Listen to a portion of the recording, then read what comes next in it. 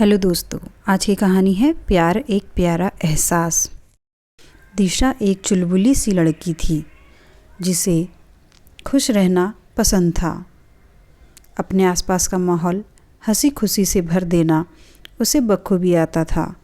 पापा की लाडली थी और 3 बहनों में सबसे बड़ी थी। पढ़ाई में अच्छी होने के साथ साथ रंगोली, मेहंदी, ड्राइंग में भी खूब होशियार थी। बाहर के कामों में निपुण थी।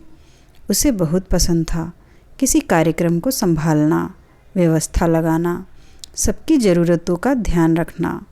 पर पसंद नहीं था तो बस घर के काम करना। इसका यह मतलब नहीं है कि उसे घर के काम नहीं आते थे, सब कर लेती थी। खाना तो बहुत ही स्वादिष्ट बनाती थी, बस रोज़ रोज़ वही काम करना उसे पसंद नहीं था। व्यर्थ में लोगों से बकवास करना तो उसे जरा भी नहीं भाता था। हर समय कुछ नया सीखने में लगी रहती थी। एक रोज़ दिशा अपनी सहेली प्रिया के घर गई हुई थी। वहाँ प्रिया का चचेरा भाई सतीश आया हुआ था। दिशा अपनी सहेली के साथ छत पर बातें कर रही थी और स्कूल में होने वाली 12वीं कक्षा की वार्षिक परीक्षाओं के बारे में चर्चा भी कर रही थी। तभी वहाँ सतीश और प्रिया के दोनों छोटे भाई पतंग लेकर आ गए और पतंग उड़ाने लगे।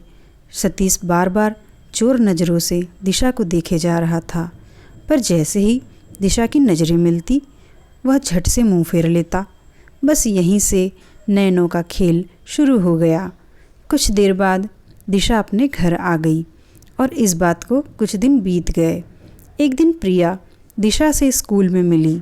वो लोग अपने आगामी वार्षिक परीक्षा के लिए प्रवेश पत्र लेने स्कूल आए हुए थे। वहाँ प्रिया ने दिशा को चिढ़ाते हुए कहा कि मेरे भाई सतीश को तू बहुत पसंद आ गई है। बार बार मुझसे तेरे बारे में बातें करता है और तेरा फ़ोन नंबर भी मांगता है। तू कहे तो दे दूँ उसे तेरा नंबर। सोचना भी मत, ऐसा दिशा ने कहा। मेरा नंबर उसे देना ही मत। मैं उसे जानती ही कहाँ हूँ और मैं उसे क्यों पसंद करूँ भला। इस पर प्रिया ने कहा, वह तुझसे मिलना चाहता है, मिलेगी क्या? दिशा ने कहा, ना बाबा ना, अभी मुझे अपने एग्ज़ाम्स पर ध्यान लगाना है, अपना करियर बनाने के बारे में सोचना है। अपने घर की बड़ी बेटी हूँ, मैं ही गलत रास्ते पर जाऊँगी तो मेरी बहनों पर इसका क्या असर होगा। मेरा काम पढ़ लिख कर अपने पैरों पर खड़े होना है। यह प्यार मोहब्बत के लिए मेरे पास समय नहीं है। दिशा ने पूरी लगन और मेहनत के साथ अपनी 12वीं की परीक्षा दी। परीक्षा ख़त्म होने के 3-4 दिन बाद प्रिया का बर्थडे था। सभी सहेलियां आने वाली थी। प्रिया ने दिशा को 4 बजे बुलाया था। जब दिशा वहां पहुंची तो वहां पर कोई नहीं आया हुआ था। उसने प्रिया से पूछा, बाकी लोग क्यों नहीं आए अभी तक? प्रिया ने हंसकर कहा, बाकी सहेलियां भी आ जाएगी, लेकिन कोई ख़ास है जो सिर्फ तेरे लिए आया है। और तभी वहाँ सतीश आ गया। दिशा उसे देखकर थोड़ी असहज हो गई, लेकिन मन में चल रहा था कि क्या सच में मैं किसी के लिए स्पेशल हूँ? क्या सच में कोई मुझे इतना महत्व दे सकता है? उसके मन में भी आकर्षण का लड्डू फूटा। फिर उसने अपनी भावनाओं पर काबू पाया और प्रिया की ओर देखकर मुंह बनाने लगी और धीरे से कहा, मैं यहाँ से चली जाऊँगी। तू मेरी दोस्त है या दुश्मन? मुझे यह कैसी परिस्थिति में डाल दिया तूने? मैं क्या बात करूँ इससे? प्रिया ने कहा, तू कुछ बात मत कर, बस बैठी रह। और वह पानी लेने चली गई। सतीश ने कहा, तुम बहुत अच्छी हो।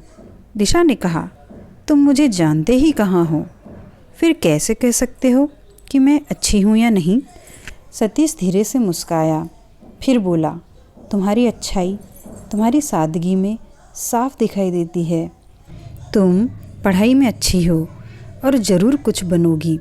फिर सतीश ने अपने बारे में बताया कि वह कॉलेज में पढ़ाई के साथ साथ IAS की तैयारी कर रहा है।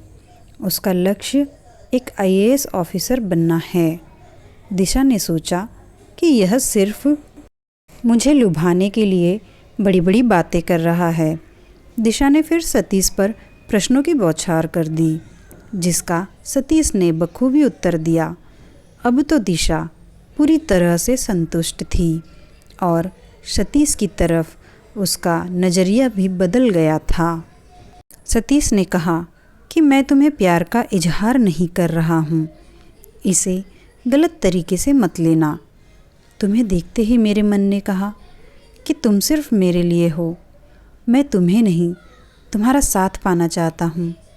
मैं तुम्हें पूरा समय देना चाहता हूँ कि तुम मेरे बारे में जानो, मुझे हर तरीके से परख लो। तुम फ़िलहाल अपने आगे की पढ़ाई और अपने करियर पर फोकस करो, लेकिन मुझे भूलना मत। और हाँ, मैं IAS बन के तुम्हारे घर रिश्ता भेजूँगा। मेरा इंतज़ार करोगी ना? सतीश यह सब कह ही रहा था कि बाकी सहेलियाँ भी आ गई।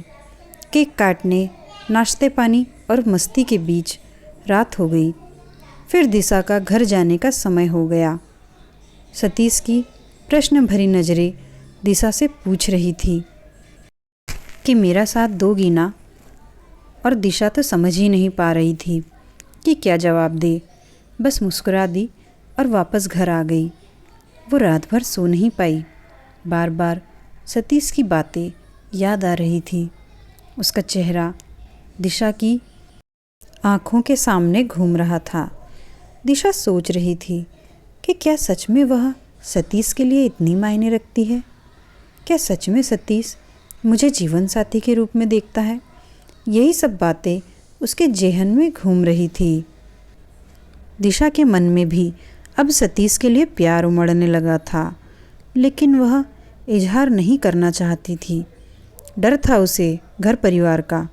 वह चाहती थी कि अगर सतीश सच में उससे सच्चा प्यार करता है तो वह एक दिन कामयाब होकर पूरे सम्मान के साथ उसका हाथ पापा से मांगकर शादी करके लेकर जाएगा। और मन ही मन वह सतीश के उज्जवल भविष्य की कामना कर रही थी। साल बीत रहे थे। बीच बीच में दिशा की सतीश से फ़ोन पर बात होती थी। सतीश दिशा की पढ़ाई में बहुत मदद करता था, साथ ही सही निर्णय लेने में दिशा का मार्गदर्शन करता था। अब तक दोनों बहुत अच्छे दोस्त बन गए थे। ऐसे ही समय बीतता गया और वह दिन भी आया जब सतीश कलेक्टर बन चुका था। दिशा भी कॉलेज में लेक्चरर बन चुकी थी। सतीश के साथ ने दिशा को हर तरह से संभाला हुआ था। सतीश ने अपने घर में शादी के लिए सबको मना लिया था और दिशा के घर रिश्ता भेजा। दिशा के पापा के पास मना करने के लिए कोई वजह ही नहीं थी। इतना अच्छा लड़का तो उन्हें ढूंढने से भी नहीं मिलता। उन्होंने तुरंत हाँ कर दी और खुशी खुशी पूरे रीति रिवाजों के साथ दोनों की शादी हुई। आज दिशा ने सतीश को पूरे सम्मान के साथ पूरे तन मन से अपनाया था। वो भगवान की शुक्रगुजार थी कि उसे सतीश जैसा सपनों का राजकुमार दिया। तो दोस्तों, आज की ये कहानी आपको कैसी लगी कमेंट करके ज़रूर बताइए और मेरे चैनल को लाइक, शेयर एंड सब्सक्राइब कीजिए। Thank you.